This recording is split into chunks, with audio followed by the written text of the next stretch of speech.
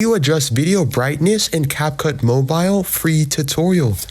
If this helped, drop a like, share the video, and subscribe for more. One to adjust video brightness is to click or select your video clip, Capcut Mobile timeline, down and then scroll to the right of your toolbar. You see the option Filters. Here you want to click the second option, Adjust.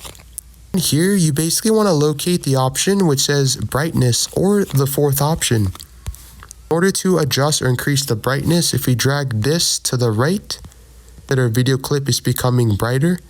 If we drag it to the left, our video clip is becoming darker. Happy or satisfied, click the check mark. I say this is the before. This is the after.